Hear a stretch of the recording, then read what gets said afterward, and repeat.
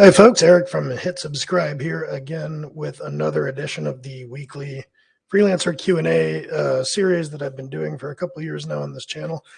I'm going to switch it up a little bit today and do, instead of I don't exactly do FIFO, like a lot of the things I do here are from the backlog of questions I built up over the years as a blogger, and then later doing some YouTube stuff with my Dead Tech channel, where I did like a regular series of reader Q&A. So I still have a lot left over from that. Well, actually getting less, but I had a lot left over that I've been kind of going through over the last couple of years.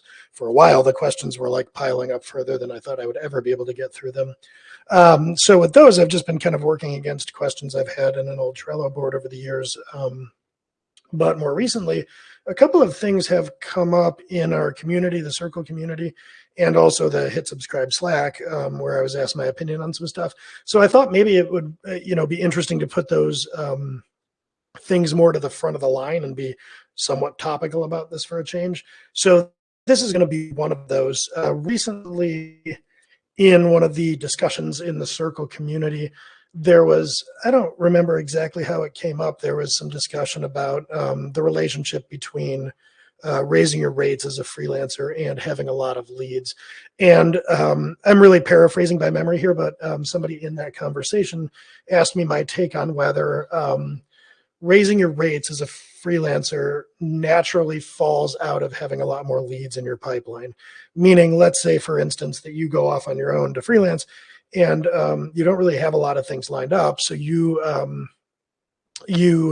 quote a project and you say you'll do it for, let's say, $50 an hour. And the client says, that's too high. I want to do it. I only want to pay you $40 an hour or something. In this situation, if you have bills to pay, you are likely to kind of give in and just say, well, okay, I guess I got to take this. I don't have a lot of choice, etc. Now consider the complete opposite of this circumstance where you've been on your own for a while and maybe you have 5 or 6 clients that are potentially interested in working with you and there's only so much of you to go around. In that scenario, you're probably not going to come down from your stated rate. And a common thing that that freelancers will do in this situation is to actually increase their rates and use that as almost a bidding war to get the clients to, or to help make a decision as to which of the clients or prospects to work with. So that's kind of what we're talking about here, like what the issue at play was. So what I was being asked is whether the main kind of driver for being able to charge more when you're on your own as a freelancer and later maybe as an equity business owner, whether the main driver for that was just having a lot of leads, going out and impressing people or creating content or speaking at conferences or whatever, to the point where you had more leads in your world. And then because of that, is there a natural, I guess, path to charging more? And the way I answered that question off the cuff in Slack, and then I guess kind of off the cuff again here in a different medium, because I didn't actually prepare any notes for this or anything at all. I was running a little bit late in starting the stream.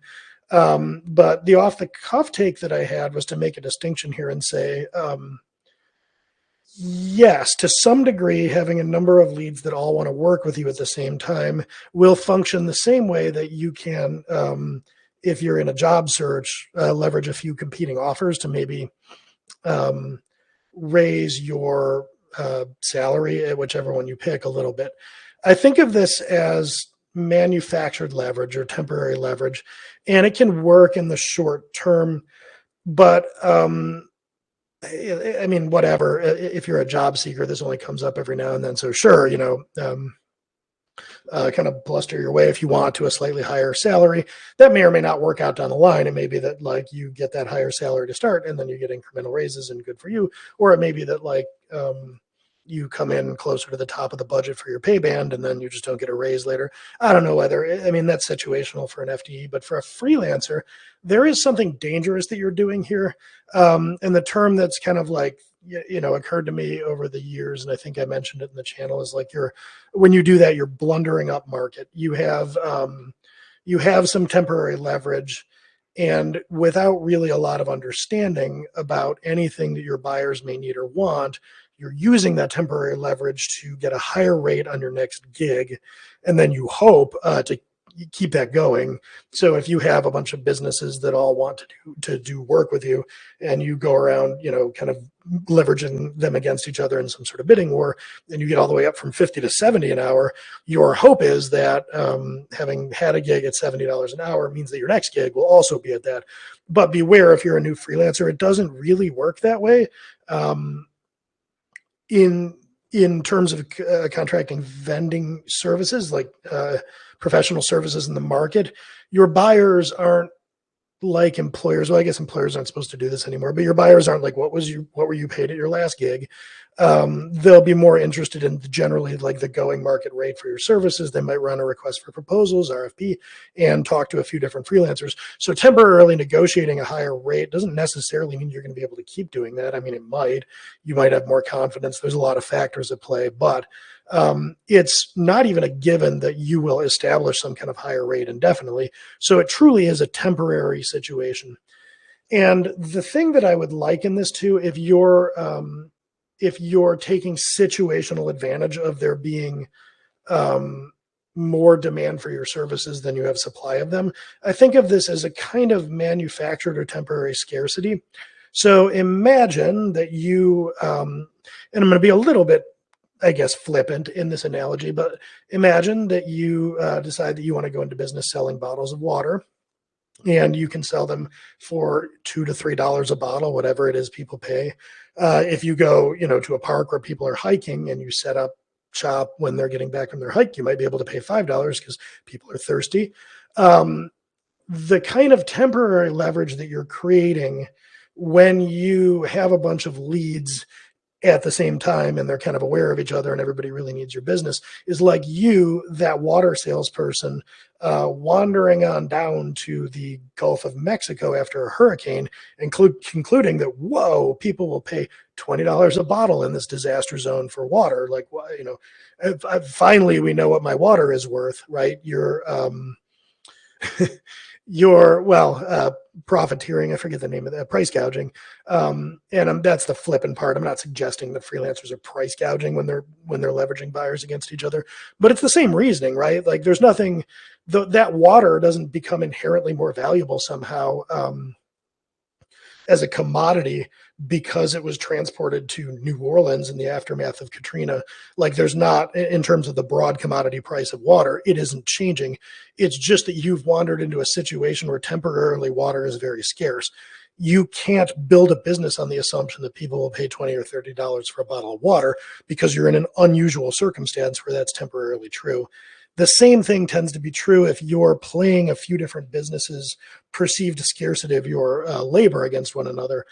If you can only do work for one of them, the other 2 or 3 or 4 leads, they're going to figure something else out. So it's not like you're a year later going to be able to come back and say, hey, at this 1.5x price point, I'm now available. They'll say, we hired somebody else.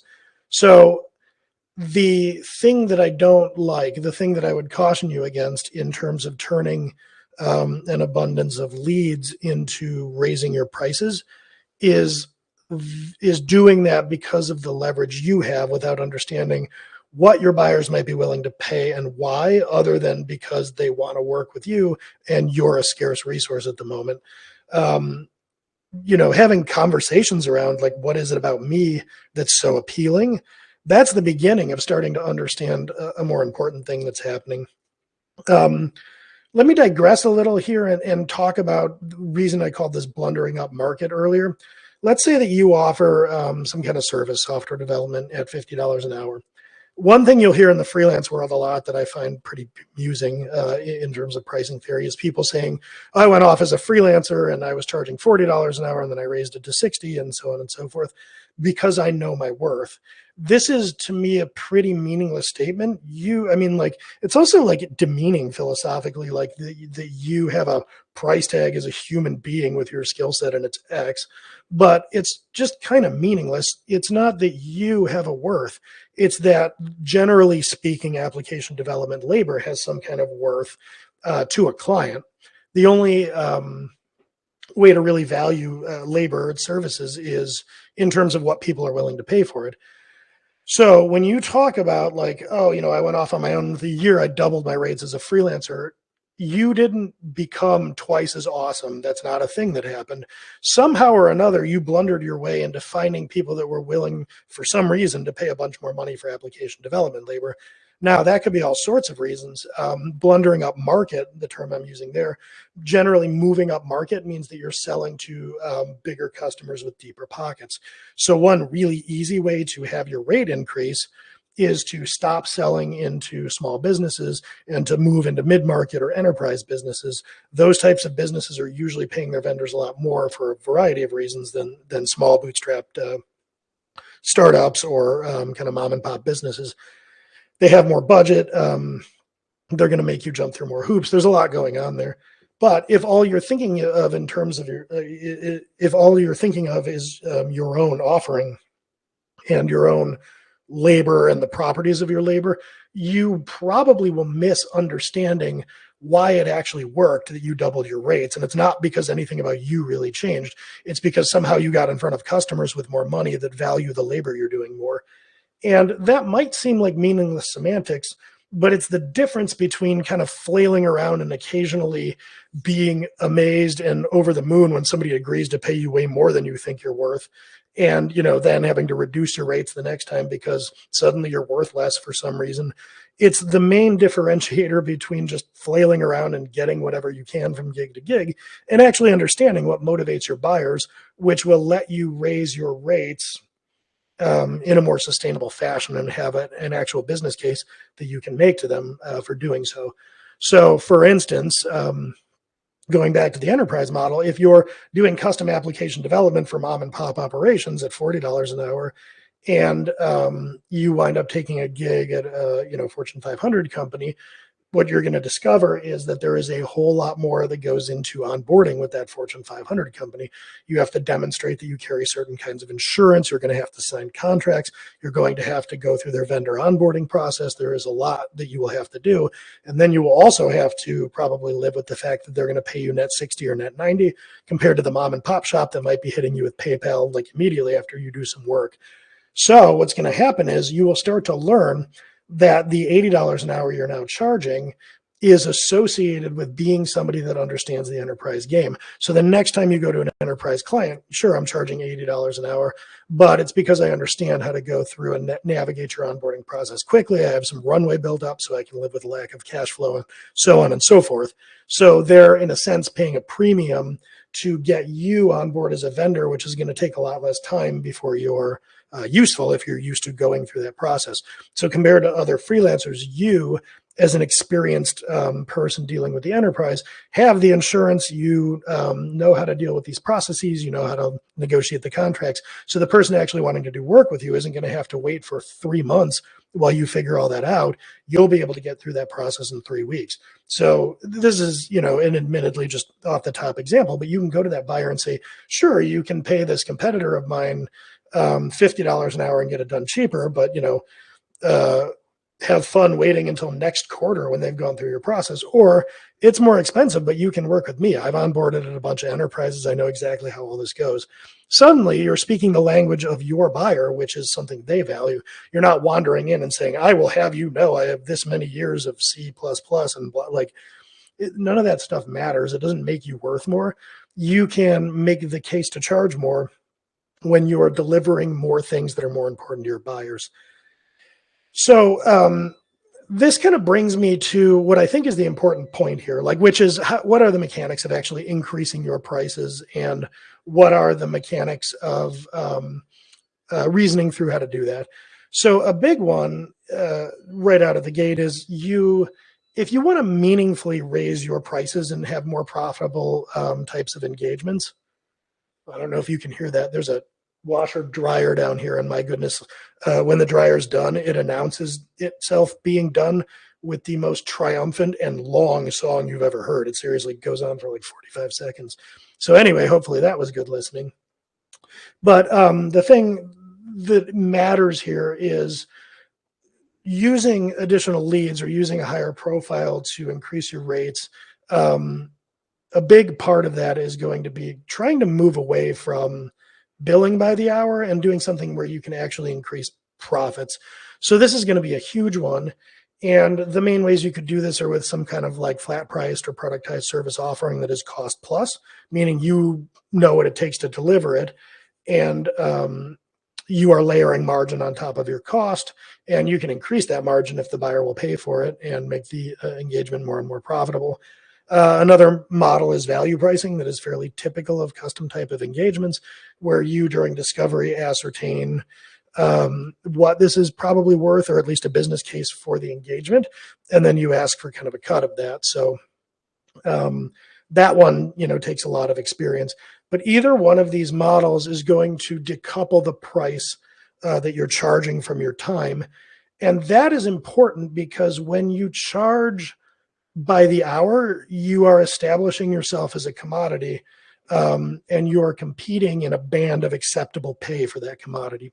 So what I mean is maybe in the small business market, the market for a Rails developer is $30 to $40 an hour, and maybe you're competing with people in countries where the standard of living or the cost of living is lower, and there are various factors that play that bring down the price. So those buyers, the small business buyers, expect to get Rails labor relatively cheaply. Now you might blunder up market into the enterprise where you can charge $80 as a Rails developer. There's nothing really different about your labor per se. It's just who you're compared to. The enterprise expects to pay somewhere between 70 and 90, the small business somewhere between 30 and 50. So you, as the service provider, are kind of pigeonholed into that window.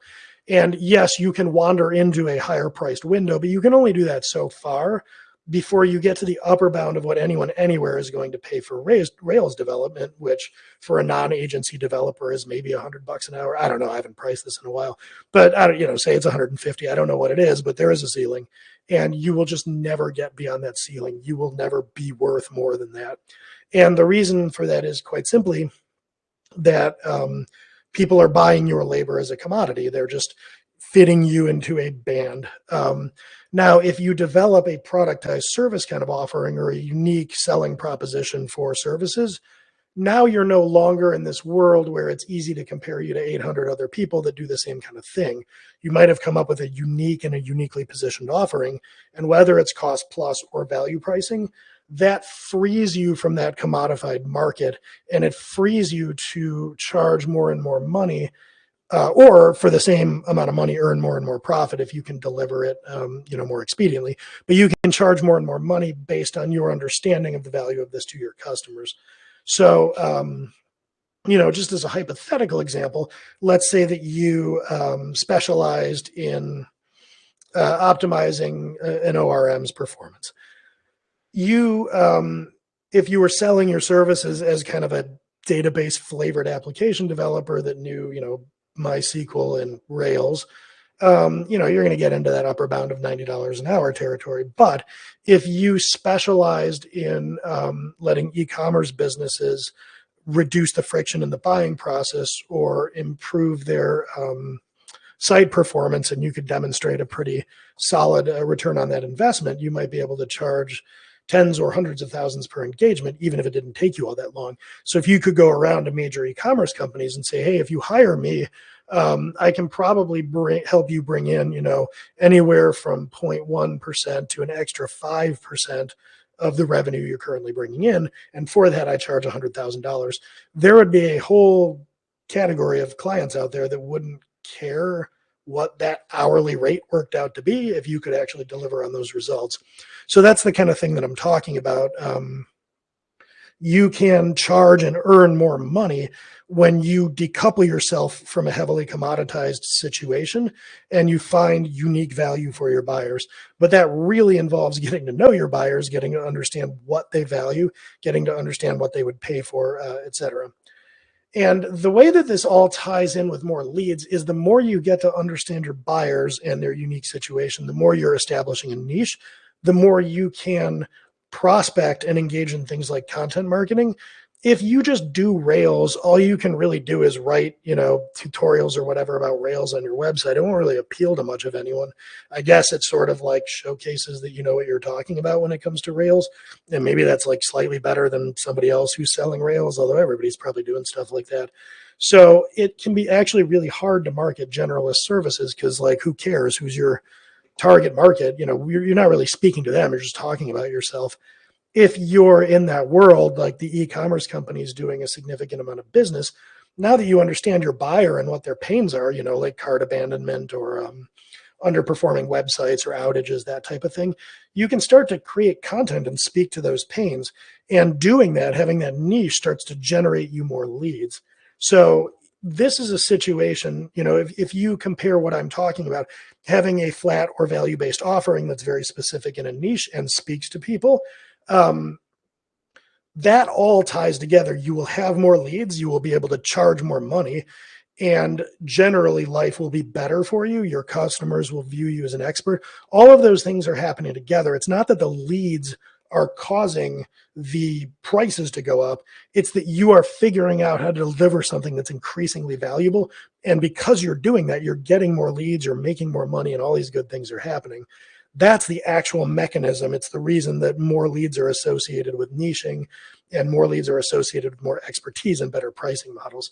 It isn't that you're somehow generating a bunch of leads compared to what you usually do, and then you use that situation to sort of extort them against one another. Like that's not the path to value. That's the path to like temporarily having a probably higher hourly rate for an engagement until they find somebody cheaper and move on. Maybe they stick with you. This isn't to say that as you gain more experience, your like average hourly rate can't climb a bit up to a certain ceiling. It can, but it's just not. It's not like there's some kind of Stack Overflow score out there. I mean, maybe they do this on Upwork. I don't really know, but where you as a commodity can earn like points and stickers, and then somebody's like, "Oh, that's a lot of points and stickers. I guess I'll pay you more." The business world in any serious context doesn't really work that way. It might for heavily commodified gig labor. I don't know. I'm not really in that world a lot, but there's going to be a pretty hard upper bound onto how much that will ever pay off for you, how high you can raise your rates. And frankly, you'll constantly be facing pricing pressure from below because other people will be trying to convince your buyers that they're just as good, but for 2/3 of the price. So it is not where I would want to be. I would try to niche. And the successful way to do all of this, the niching, the leads, the increased profitability of your engagements, is to come to understand your buyers, do listening tours and market research, study them, get to know what they value, what matters to them, what's important. When you start to do that and learn and apply it and help them, all of the good things that we're talking about here will fall out of those types of activities. So hopefully that kind of clarifies and puts an additional spin. I did actually weigh in with some written thoughts in the forum. So this isn't my first time addressing it, but hopefully that's, still of interest for anybody who has witnessed both of these things. And I will catch you all next time.